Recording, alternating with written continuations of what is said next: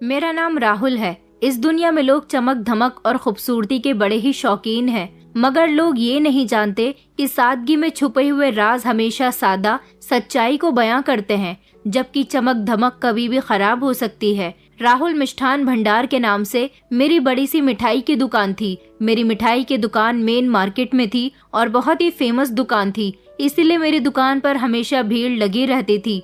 मैं सुबह अपने हलवाइयों के साथ मिलकर खुद ही मिठाई बनाया करता था, क्योंकि हमारे यहाँ की मिठाई शुद्ध देसी घी से बनती थी और हमारे यहाँ साफ सफाई का बहुत ज्यादा ध्यान रखा जाता था। इसीलिए सारी ही ताज़ा मिठाई शाम के 4 बजे तक खत्म हो जाया करती थी। शाम के 4 बजे मेरी दुकान पर गरम गरम समोसे पकौड़ी बिकते थे, जबकि दूध दही छाछ पनीर ये तो सारा दिन ही मिलते थे। ऊपर वाले का दिया मेरे पास सब कुछ था, किसी चीज की कोई कमी नहीं थी। मेरे घर में मेरी 2 बहनें, बूढ़े माता पिता और मेरे बड़े भैया भाभी मौजूद थे। मेरी जिंदगी में कभी किसी तरह की कोई परेशानी नहीं आई थी, क्योंकि ऊपर वाले ने मुझे शुरू से ही कामयाब इंसान बनाया था। मेरे माता पिता बहुत खुश होते थे कि मैंने अपनी हलवाई की छोटी सी दुकान को एक बड़े से मिष्ठान भंडार में बदल लिया था। लोग दूर दूर से मेरी दुकान की मिठाई खरीदने के लिए आते थे। पूरे शहर में मेरी मिठाई का बड़ा ही नाम था। वक्त गुजरने के साथ साथ मेरी दोनों छोटी बहनों की भी शादियां हो गई थी।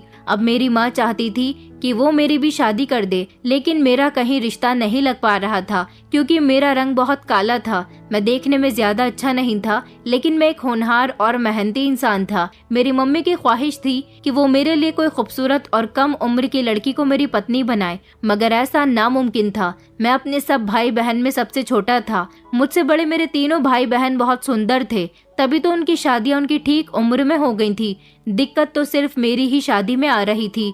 फिलहाल मैंने अपनी शादी वाली बात को तो अपने दिमाग से निकाल रखा था। जब ऊपर वाला चाहे मेरी शादी हो जाएगी। सुबह में सारे हलवाई आते थे, वो अपना काम करके चले जाया करते थे। मेरे पास एक छोटा बच्चा काम करता था, जो सारा दिन दुकान पर मेरे साथ रहता था। मैं काफी दिनों से देख रहा था कि मेरी दुकान पर एक कम उम्र की खूबसूरत लड़की रोज आती है। उसे देखकर ऐसा लगता था कि वो गरीब है। मेरी मिठाई की दुकान में आगे को डिस्प्ले में जितनी भी मिठाई लगी होती थी, वो उसे देख देख कर बड़ी खुश होती थी। ऐसा लगता था जैसे उसे भूख लगी हुई है, या फिर उसका मन इस मिठाई को देखकर ललचा रहा है। मैं उसे मिठाई खाने के लिए निकाल कर दे देता तो वो बहुत खुश हो जाया करती थी। मेरी दुकान की मिठाई सबसे ज्यादा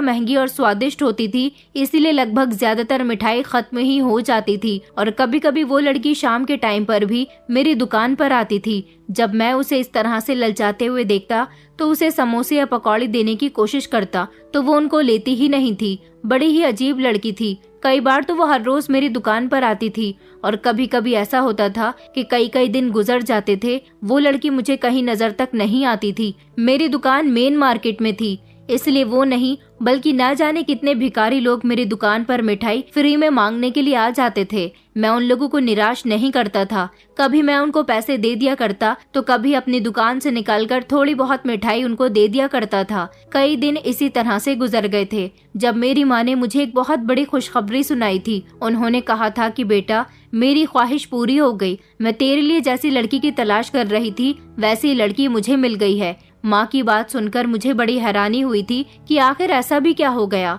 माँ कहने लगी कि तू नहीं जानता, मैंने एक लड़की देखी है, गरीब परिवार की है, मगर बेहद खूबसूरत है। उसकी खूबसूरती सबके आगे फेल है। मुझे अपने बेटे के लिए ऐसी ही पत्नी चाहिए थी। माँ की बात सुनकर मैं निराश हुआ था। मैंने माँ से कहा कि माँ, तुम खुद से ये बात बना रही हो, यह सच में मेरा रिश्ता कहीं तय कर दिया है। माँ कहने लगी कि नहीं नहीं, मैं खुद से ये बात क्यों बताऊंगी। लड़की के माँ बाप ने रिश्ते के लिए हाँ कर दी है। मैंने लड़की के माता पिता को तेरे बारे में बताया, तो उन्होंने इस रिश्ते के लिए फौरन ही हाँ कर दी थी। उन लोगों को तो तुझे देखने की भी जरूरत नहीं पड़ी, क्योंकि उनके यहाँ तेरी ही दुकान से मिठाई जाती है।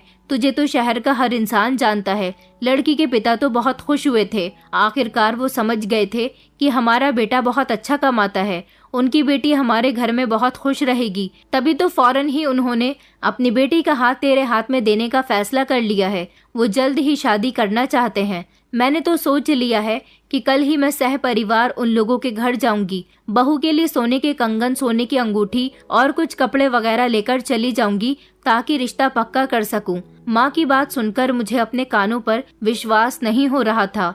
मुझे तो ऐसा लग रहा था जैसे माँ मुझसे मजाक कर रही है, मगर मेरी भाभी ने बताया कि माँ बिल्कुल सही कह रही है। लड़की सच में बहुत खूबसूरत है। लड़की के घर वाले तो अपने आप को बहुत भाग्यशाली समझ रहे हैं कि उनकी बेटी के लिए राहुल का रिश्ता आया है, उस राहुल का जिसकी मिठाई का टेस्ट हर इंसान की जबान पर है। भाभी ने जब मुझे डिटेल से पूरी बात बताई तो मुझे इस बात पर यकीन हुआ था। मैं बहुत खुश हुआ था। आखिरकार खूबसूरत पत्नी का अरमान तो हर कोई रखता है। मैं तो वैसे भी किसी खूबसूरत लड़की को देख लेता तो कहीं खो सा जाता था और अपने आप को कोसने लगता था कि अगर मैं स्मार्ट लड़कों में से होता तो मैं फौरन ही इस लड़की को प्रपोज कर देता। किसी भी खूबसूरत लड़की को देखकर मुझे मजबूरन अपने अरमान दबाने पड़ जाते थे, लेकिन अब मैं खुश था कि मेरी जिंदगी में खूबसूरत लड़की शामिल होने वाली थी।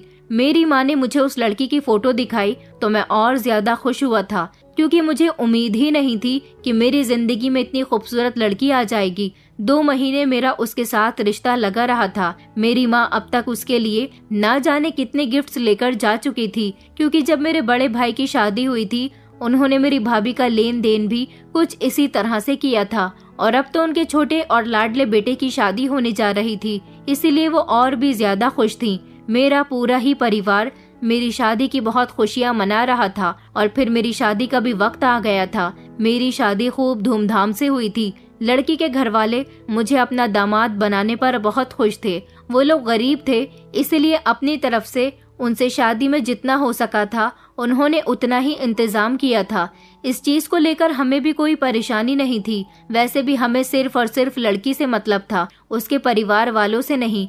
मेरी पत्नी विदा होकर मेरे घर आ गई थी। मेरे पिता ने शादी पर घर बहुत अच्छे से डेकोरेट करवाया था। मेरी पत्नी को मेरे कमरे में भेज दिया गया था। शादी वाले दिन मेरी खुशी के तो ठिकाने ही नहीं थे। मैं अपने कमरे की तरफ जा रहा था और सोच रहा था कि आज के बाद मेरी जिंदगी बदल जाएगी। मेरी जिंदगी में इतनी हसीन लड़की जो आ गई है। मैंने सोच लिया था कि मैं अपनी पत्नी को राजकुमारी बनाकर रखूंगा। मुझे पैसों की तो कोई कमी नहीं थी। मेरी पत्नी मुझसे जैसा कहेगी मैं उसके लिए वो सब कुछ करूंगा। मैंने उसके लिए बहुत सारे गिफ्ट्स भी खरीदे थे। जब मार्केट गया था तो मुझे समझ ही नहीं आ रहा था कि मैं उसके लिए क्या गिफ्ट लूं, लेकिन मुझे लड़कियों के सामान में जो जो चीज याद आई थी मैंने वो सारा ही सामान अपनी पत्नी को गिफ्ट करने के लिए खरीद लिया था। मेरे लिए तो ये सारा सामान लेना कोई मामूली बात नहीं थी, लेकिन मैं अपनी पत्नी की ख्वाहिश पूरी करने के लिए कुछ भी कर सकता था। मुझे पूरी उम्मीद थी कि मेरी पत्नी को ये सब कुछ बहुत पसंद आएगा, वो इसको देखकर खुश हो जाएगी।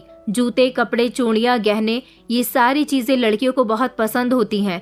बाकी लड़कियों की तरह मेरी पत्नी भी ये सारा सामान देखकर बेहद खुश होगी। मैं कमरे के अंदर गया तो सामने का नजारा देखकर मैं हैरान रह गया था। मैं तो समझता था कि वो दुल्हन बनी हुई घूंघट अपने चेहरे पर डालकर बिस्तर पर नजाकत से बैठी हुई होगी, लेकिन उसने तो घूंघट बिस्तर पर डाला हुआ था और वो बेड पर फूलों के बीच नहीं बल्कि सोफे पर बैठी हुई थी। मैंने सोचा था कि मैं कमरे में जाकर सबसे पहले उसका घूंघट उठाऊंगा, उसकी तारीफ करूंगा, उसे उसकी मुंह दिखाई का गिफ्ट दूंगा। मैंने जो उसके लिए सोने की चेन बनवाई है मैं उसकी पतली सुराही जैसी गर्दन में खुद अपने हाथों से पहनाऊंगा और उसके बाद मैं उससे मोहब्बत करनी शुरू करूंगा ताकि हमारे रिश्ते की हसीन शुरुआत हो सके। लेकिन वो तो बिस्तर पर बैठी ही नहीं थी और उसके दुल्हन वाले कपड़े भी बिस्तर पर पड़े हुए थे। उसने दुल्हन का जोड़ा और सारे गहने उतारकर एक मामूली सा सूट पहन लिया था। ये सब देखकर मुझे एक जोरदार झटका लगा था। मेरा चेहरा तो जैसे उदासी हो गया था। मेरे बहुत सारे दोस्त थे, इसीलिए मैंने अपने कई दोस्तों के मुंह से सुना था कि शादी की पहली रात उनकी पत्नी उनसे नाराज हो गई थी, मगर मैं अपनी पत्नी को किसी भी हाल में नाराज नहीं करना चाहता था। लेकिन उसको देखकर तो लग रहा था जैसे वो पत्नी नाराज थी। मेरी पत्नी क्यों नाराज थी ये तो मैं नहीं जानता था। ज्यादातर लड़के लड़कियां रिश्ता लग जाने के बाद एक दूसरे से फोन पर बातें करते हैं, मगर मेरी पत्नी से तो आज तक कभी हाय हेलो भी नहीं हुई थी। आज पहली बार मैं उससे बात करने जा रहा था। मैं तो उसे अपने दुल्हन के रूप में देखना चाहता था। शादी के दौरान जब हम दोनों पति पत्नी मंडप में बैठे हुए सारी रस्में कर रहे थे तब मैं नजर झुकाकर बैठा हुआ था, क्योंकि मुझे सबके सामने उसे देखने पर बहुत शर्म आ रही थी। मैंने सोच लिया था कि मैं अपने कमरे में जाकर उसे आराम से देखूंगा। मैंने उसे ठीक से देखा भी नहीं था और उसने अपने कपड़े बदल लिए थे। मैंने सोचा कि चलो कोई बात नहीं, अब वो मेरी पत्नी बन चुकी है, उसका और मेरा सारी जिंदगी का साथ है, अब वो हमेशा मेरे साथ ही तो रहेगी। फिर किसी दिन मैं उससे कहूंगा कि वो दोबारा से मेरी खातिर दुल्हन बन जाए। मैंने अपनी पत्नी के कपड़े बेड से उठाकर एक तरफ को रख दिए और मैं सोफे पर उसके बराबर में जाकर बैठ गया था। मैंने गौर से देखा तो उसने अपना सारा मेकअप भी साफ कर लिया था। वो दुल्हन बनके बहुत सुंदर लग रही थी, लेकिन वो देखने में इतनी सुंदर तो थी कि उसके साथ सारी जिंदगी गुजारा हो सकता था। उसका नाम नीलम था। मैंने कहा कि कैसी हो आप? आपने कपड़े चेंज क्यों कर लिए? शायद हैवी कपड़ों में आपका दिल घबरा रहा होगा। वो नजर झुकाए बैठी हुई थी। मेरे सवाल पर उसने चौंक कर मुझे देखा और कहने लगी कि हाँ, बस वो मुझे इतने भारी कपड़ों से उलझन हो रही थी, मैं इतनी देर ऐसे कपड़ों में नहीं बैठ सकती थी। मैंने कहा, ओ सॉरी, मुझे माफ करना, मुझे आइडिया नहीं था कि आप मेरा इंतजार कर रही होंगी, जबकि मैं तो टाइम पर ही कमरे के अंदर आया हूँ। उसने मेरे सवाल का कोई जवाब नहीं दिया था और वो उठकर बेड पर चली गई थी। मैं भी उठा और उसके बराबर में जाकर बैठ गया था, लेकिन इससे पहले मैंने अपने वो सारे बैग उठा लिए थे जिसमें मैं उसके लिए ढेर सारे गिफ्ट्स लेकर आया था। मैंने उसके सारे गिफ्ट उसके सामने रख दिए थे और उससे कहा था कि ये सब मैं तुम्हारे लिए लेकर आया हूँ। उसने सारे सामान में से किसी भी एक चीज को हाथ तक नहीं लगाया था। मैंने कहा कि आप ये सारा सामान अपने हाथ में लेकर नहीं देखोगी?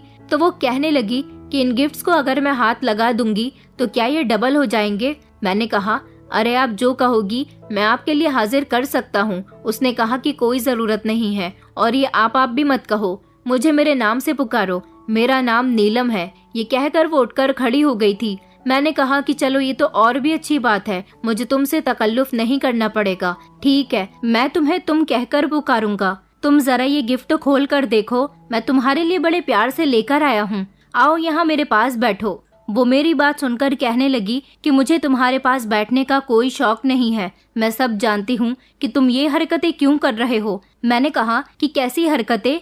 ये हरकतें ना करूँ तो और कैसी हरकतें करूँ? तुम मेरी पत्नी हो, आज हमारी शादी हुई है और सुहागरात है हमारी। उसने कहा कि मैं ये बात आपको पहले दिन ही सीधे तरीके से बता देना चाहती हूँ कि ये शादी मेरी मर्जी से नहीं हुई है। मेरे माता पिता ने जबरदस्ती मेरी तुम्हारे साथ शादी की है, वरना मुझे क्या पागल कुत्ते ने काटा था कि मैं एक बदशक्ल लड़के से शादी करती? कहाँ मैं खूबसूरत गोरी चिट्टी कम उम्र की लड़की, और कहाँ तुम प्योर काले रंग की पक्की उम्र के इंसान हो। मेरे पेरेंट्स ने मेरी शादी तुम्हारे साथ सिर्फ इसीलिए करवाई क्योंकि वो गरीब लोग हैं, और गरीबों की बेटियों की शादी गरीबों में ही होती है। अगर उनकी बेटी के लिए किसी अमीर परिवार से रिश्ता आ जाता है तो वो लोग अपने आप को बहुत भाग्यशाली समझते हैं। मेरे माता पिता भी तुम्हें अपना घर का दामाद बनाकर बहुत खुश हैं। मुझे तो कोई भी खूबसूरत लड़का मिल सकता था। मेरे माता पिता ने मेरी शादी सिर्फ तुम्हारा पैसा देखकर की है, लेकिन मुझे तुम पसंद नहीं हो और ना ही मैं तुम्हें अपना पति कभी स्वीकार करूंगी, इसलिए मुझसे दूर रहना। ये मत समझना कि मेरी तुमसे शादी हो गई है तो तुम मेरे साथ जो चाहे वो कर लोगे। मैं कोई मोम की गुड़िया नहीं हूँ जिसे तुम इस्तेमाल करते रहोगे और वो खामोश रहेगी। उसकी ऐसी बातें सुनकर मेरे दिल को एक अजीब सी ठेस पहुंची थी, मगर फिर भी मैंने अपने चेहरे पर मुस्कुराहट सजाई हुई थी। मैंने कहा कि अच्छा ठीक है, तुम जैसा चाहती हो वैसा ही होगा। तुम मुझसे बात नहीं करना चाहती, मेरे साथ बैठना नहीं चाहती, तो तुम मुझे बता दो कि शादी की पहली रात पत्नी को इम्प्रेस किस तरह से किया जाता है। आखिर मैं ऐसा कौन सा काम करूं जिससे तुम इम्प्रेस हो जाओ? मेरी कुछ समझ नहीं आ रहा था, क्योंकि बस मुझे तो अपनी पत्नी को अपना बनाना था। मैंने उससे कहा कि अच्छा ये गिफ्ट तो खोल कर देख लो, मगर उसने मेरा सारा सामान उठाकर टेबल पर रख दिया था। अब मैं खामोश रहने के अलावा कुछ नहीं कर सकता था, इसलिए मैं बिस्तर पर लेटकर सो गया था। मैंने बड़ी मुश्किल से खुद पर कंट्रोल किया था। मेरी फितरत ऐसी भी नहीं थी कि मैं उसके साथ जबरदस्ती कर लेता, इसलिए मैं अपनी पत्नी के सामने खामोश रहने लगा था। धीरे धीरे नीलम ने मेरी मोहब्बत का फायदा उठाना शुरू कर दिया था। अगली सुबह उसने तैयार होने से भी इनकार कर दिया था और नाश्ता भी मेरे साथ बैठकर नहीं किया था। मैं घर में बोर हो रहा था। जब मेरा घर में कोई काम नहीं था तो मैं अपनी दुकान पर ही चला गया था। मैंने सोचा कि शादी के अगले दिन ही नहीं बल्कि मैं शादी के बाद पूरे 1 हफ्ते तक छुट्टी करूंगा, अपनी पत्नी के साथ शादी के हसीन पल गुजारूंगा। मगर मेरी पत्नी तो मुझसे बात तक करना पसंद नहीं करती थी, इसलिए मैं दुकान पर चला गया था।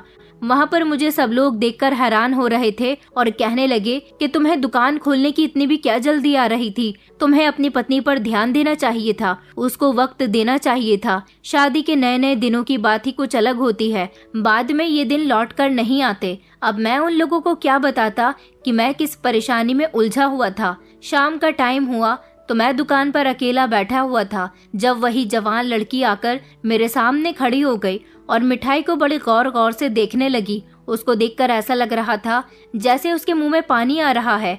आज मैं अपनी पत्नी की वजह से परेशान था, इसलिए मैंने उसे गुल्लक से निकालकर पैसे दे दिए, मगर उसने पैसे लेने से इनकार कर दिया था और फिर वो वहाँ से चली गई। शाम को मैं जल्दी दुकान बंद करके वापस घर आया तो मेरे घर में एक अजीब सा हंगामा मचा हुआ था। मेरी पत्नी ने मेरी बहनों के साथ बदतमीजी की थी। मेरी दोनों बहनें जो मेरी शादी की खुशी में मेरे घर पर आई हुई थी, मेरी पत्नी से झगड़ा होने के बाद वो दोनों गुस्से में मेरे घर से चली गई थी। वो अभी और घर पर कुछ दिन रहना चाहती थी क्योंकि अपनी नई भाभी के साथ भी कुछ दिन गुजारना चाहती थी। माँ भी इस बात पर बहुत नाराज थी क्योंकि आज से पहले कभी हमारे घर में औरतों के बीच में लड़ाई नहीं हुई थी। भाभी का कहना था कि नीलम ने आज घर की सभी औरतों से जबान लड़ाई है। मेरी भाभी ने भी कभी किसी से बदतमीजी नहीं की थी और मेरी पत्नी ने पहले ही दिन अपनी तरफ से सबका दिल दुखा दिया था। उसने घर का काफी सारा जरूरी सामान भी उठाकर फेंक दिया था, जिसकी वजह से घर में चारों तरफ सामान बिखरा पड़ा था।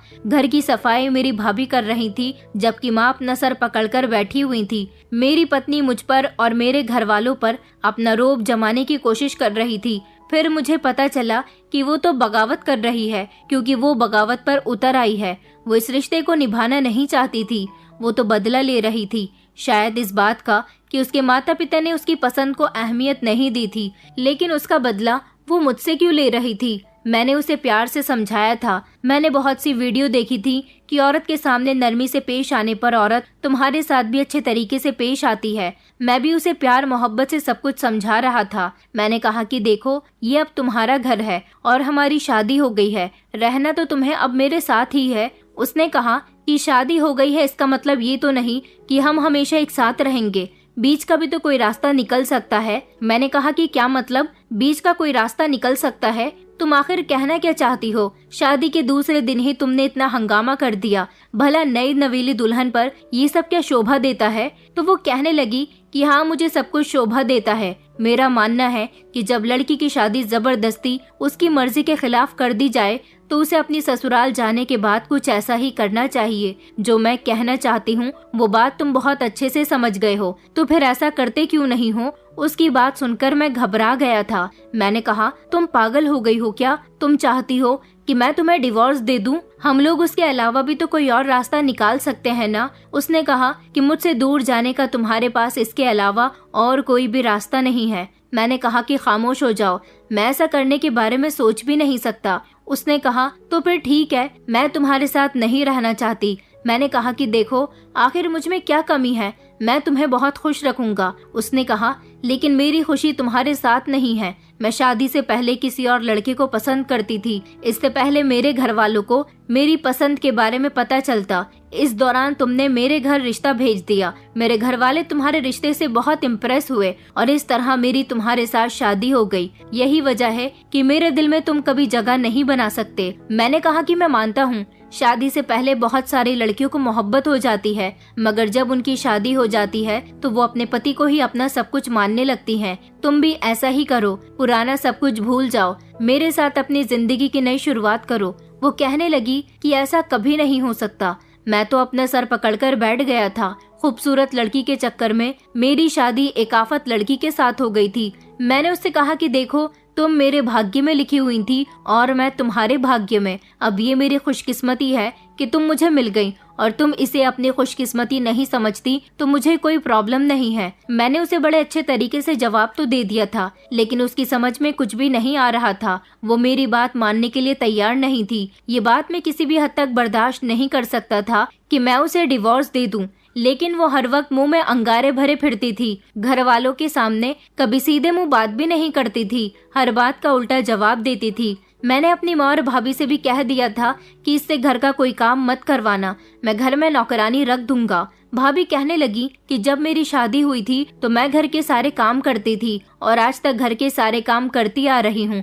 भला तुम्हारी पत्नी सारा दिन घर में आराम क्यों करेगी? मेरे समय में तो कभी नौकरानी नहीं आई। मैंने कहा कि भाभी, मैं आपके आगे हाथ जोड़ता हूँ, अब की बार नौकरानी आएगी तो आपको भी काम नहीं करना पड़ेगा और मेरी पत्नी को भी काम नहीं करना पड़ेगा। प्लीज आप में से कोई भी नीलम से कुछ मत कहना, वो कुछ करे तो उसको करने देना और ना करे तो उससे कोई सवाल जवाब नहीं करेगा। मैं घर का माहौल खराब नहीं करना चाहता। पहले ही मैं इससे शादी करने के बाद बहुत परेशान रहने लगा हूँ। मैं गुस्सा करते हुए अपनी दुकान पर चला आया था। मैंने फिर से इस लड़की को देखा था।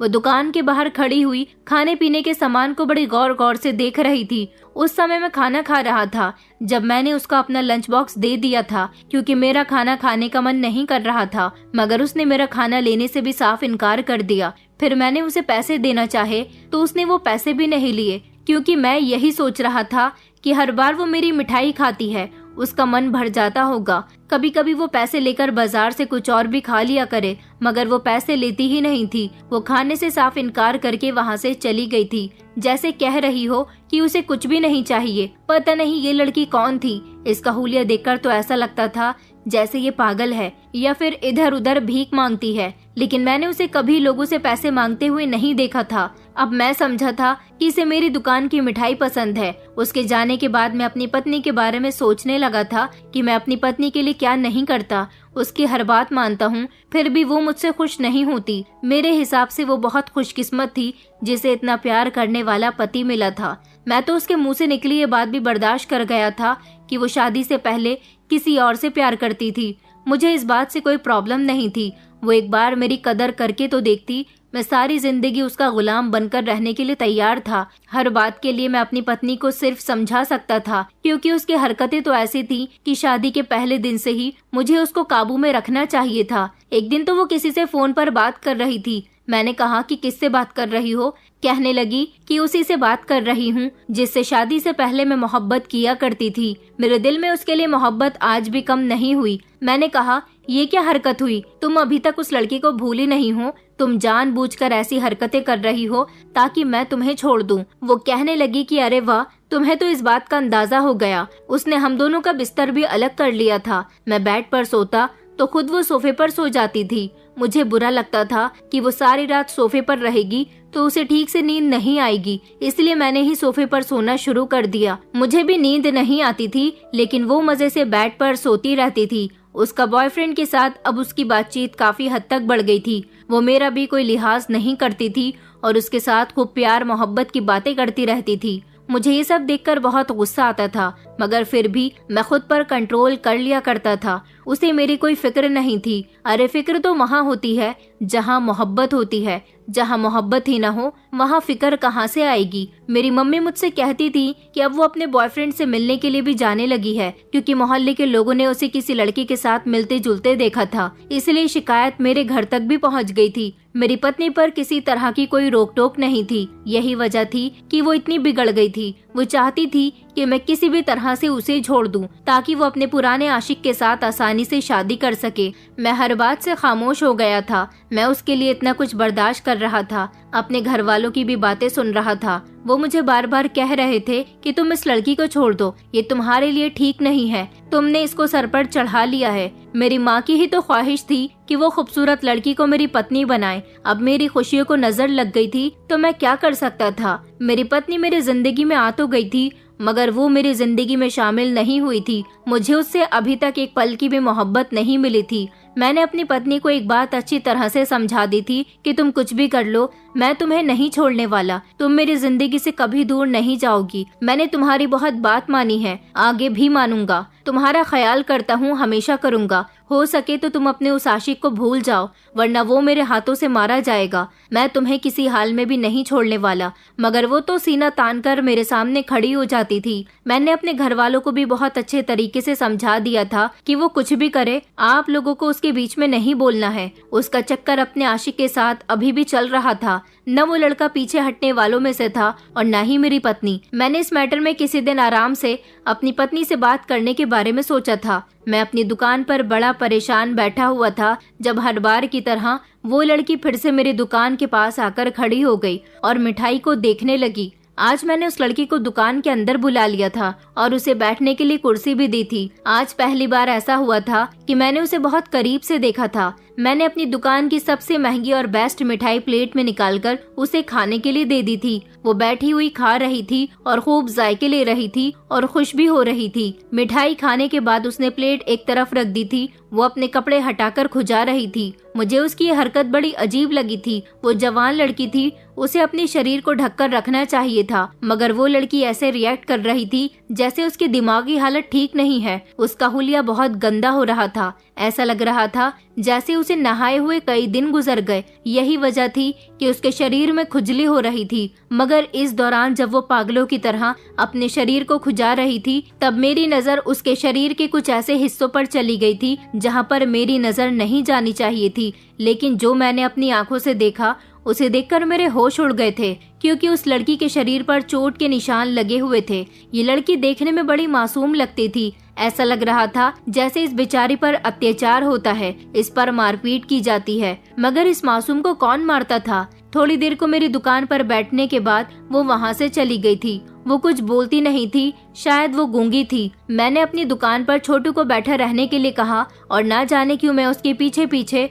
उसे देखने के लिए चला गया था कि वो कहाँ जाती है। वो किसी से भीख नहीं मांग रही थी, बस इधर उधर ही टहल रही थी। थोड़ी देर के बाद वो एक घर में चली गई। यहाँ पर मैंने कुछ लड़कों को घर के अंदर जाते हुए देखा था। उनमें से एक लड़के ने उसे धक्का देकर घर के अंदर कर लिया था। मतलब कि उनका बिहेवियर उस लड़की के साथ बिल्कुल भी ठीक नहीं था। उसी जगह पर ठीक सामने एक चाय का होटल बना हुआ था। मैं उस होटल के मालिक के पास गया और उससे पूछा कि आखिर ये लड़की कौन है और इन लड़कों की क्या लगती है। इस आदमी ने मुझे बताया कि इस लड़की का इस दुनिया में कोई नहीं है। इसके माता पिता भी मर गए। कुछ समय पहले ये अपने माता पिता के साथ इस घर में रहती थी, मगर इसको एक गहरा सदमा लग गया था और इसी वजह से ये उल्टी सीधी हरकतें करने लगी। इसकी दिमागी हालत भी खराब हो गई। इसके पेरेंट्स ने ऊपर वाला पोर्शन जॉब करने वाले लड़कों को रेंट पर दिया हुआ था। इसके पेरेंट्स के मरने के बाद उन लड़कों ने इस पूरे घर पर कब्जा कर लिया। इस लड़की को अपना होश भी नहीं रहता। ये सुबह घर से निकलती है, जहाँ चाहे वहाँ जाती है। ये लड़के इसके साथ मारपीट करते हैं, इसके साथ बहुत बुरा सुलूक करते हैं, जो मन करता है वो करते हैं। सारा दिन ये लड़की न जाने कहाँ गुजारती है। जब ये घर आती है तो उन लोगों का बिहेवियर इसके साथ ठीक नहीं होता। मैंने उस आदमी से कहा कि यहाँ पर इतना कुछ हो रहा है, तुम लोगों ने कभी इस लड़की की मदद करने की कोशिश नहीं की? इन लड़कों के खिलाफ आपको पुलिस में कंप्लेंट दर्ज करवानी चाहिए थी। वो आदमी कहने लगा कि मालिक, हम गरीब लोग हैं, हम अपने काम से काम रखते हैं। थोड़ी देर उस लड़की के बारे में जांच पड़ताल निकालने के बाद मैं वापस अपने घर आ गया था। मैंने छोटू को फोन करके बोल दिया था कि वो दुकान बंद कर दे। घर आया तो पता चला कि मेरी पत्नी ने मेरी भाभी के साथ बहुत बदतमीजी की है और उसका मेरी मम्मी के साथ झगड़ा हुआ था। उसने मेरी भाभी की ईंट मार दी, जिससे उनके सर में गहरी चोट आई है। भैया भाभी को अस्पताल लेकर गए थे। मेरी भाभी दर्द से कर्रा रही थी। आज तक कभी मेरे घर में ऐसा कुछ नहीं हुआ था। अब मुझे अपनी पत्नी पर बेहद गुस्सा आ गया और मैं वो फैसला करने पर मजबूर हो गया था जो मैं नहीं करना चाहता था। मैंने अपनी पत्नी को डिवोर्स दे दी थी और उसे घर से निकाल दिया था। वो अपने काम में कामयाब हो गई थी। मैंने कहा था, लेकिन खबरदार, अगर तुमने मेरे घर से कोई भी सामान लिया, जो सामान तुम्हारे घर वालों ने दिया है उसे हम खुद तुम्हारे घर वापस भेज देंगे। वो शायद ये समझती थी कि हमारे घर का जितना भी कीमती सामान है वो अपने साथ ले जाएगी, मगर मैंने उसे किसी चीज को हाथ तक न लगाने दिया था और घर से बाहर निकाल दिया था। भाभी अभी भी अस्पताल में एडमिट थी। कुछ दिनों के बाद भाभी घर आ गई थी। मेरी पत्नी के जाने के बाद घर में एक अजीब सा सुकून फैल गया था, क्योंकि उसने मेरी भाभी, मेरी बहनों और माँ का बहुत पीछा लिया हुआ था। जिस दिन से मेरी शादी हुई थी, मेरी बहनें नीलम की वजह से घर में आती ही नहीं थी। कुछ दिन इसी तरह से गुजर गए थे।